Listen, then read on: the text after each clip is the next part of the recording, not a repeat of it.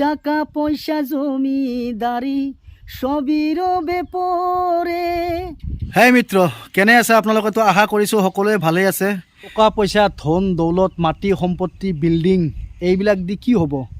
মানে মানুহৰ প্ৰতি মানুহৰ তাৰমানে হিংসা ভাৱ, মানে নিজক মানে তাৰমানে অহংকাৰ, মই ইমান ধনী মানুহ, মোৰ এইটো আছে সেইটো আছে, মানে বহুত দামী আৰু। কিন্তু এইবিলাক দেখাই কি হ'ব? মই এই কথাবোৰ মানে কিয় কৈ আছোঁ হয়তো আপোনালোকে ভাবি আছে। এই কথাবোৰ মই এইটোৰ কাৰণে কৈ আছোঁ যে বৰ্তমান মানুহৰ মানে জীৱনৰ 5 পইচাৰো তাৰমানে গেৰাণ্টি নাই। মানুহৰ জীৱনত বৰ্তমান তাৰমানে এনেকুৱা এটা পৰিস্থিতি মানে হৈ গৈছে, মানুহ তাৰমানে কেতিয়া মৃত্যুবৰণ কৰে তাৰমানে কোনো ক'ব নোৱাৰে। ডাঙৰ বেমাৰ হ'ব নালাগে যে ডাঙৰ বেমাৰ হ'লেই মানুহ মানে মৃত্যুবৰণ কৰে, ঠিক তেনেকুৱা নহয়।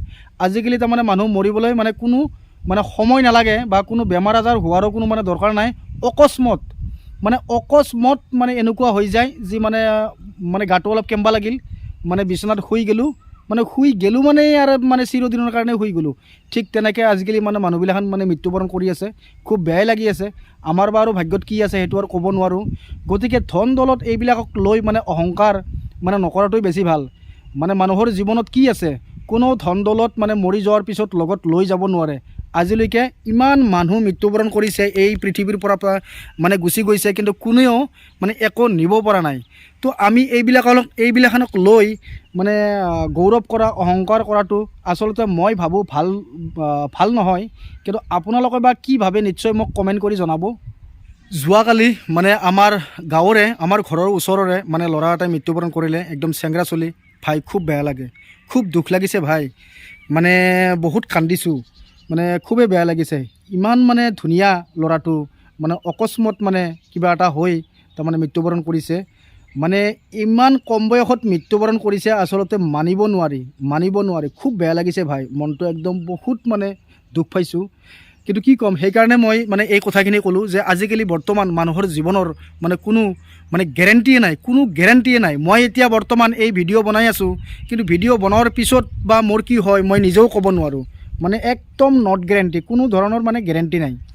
টাকা পয়সা জমিদারি সবই রবে পরে, যাইতে হবে একদিন আমার এই দুনিয়া ছেড়ে। টাকা পয়সা জমিদারি সবই রবে পরে, যাইতে হবে একদিন আমার এই দুনিয়া ছেড়ে। একদিন মাটির ভিতরে হবে ঘর রে মন আমার, কেন বান্ধ দালান ঘর।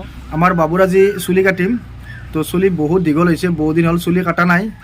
তো আমাৰ চুলি কাটাৰ কাৰণে আমাৰ মিস্ত্ৰী ভাই উপস্থিত হৈছে, এইটো দেখুৱাই দিছোঁ। আৰু এইটো হৈছে আমাৰ বাবু, বা এই বাবুৰ চুলি চাওক কিমান দীঘল হৈছে, এয়া চাওক। বাবু লাজ কৰি আছে।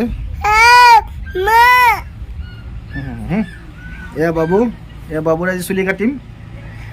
চুলি বহুত দীঘল হৈছে।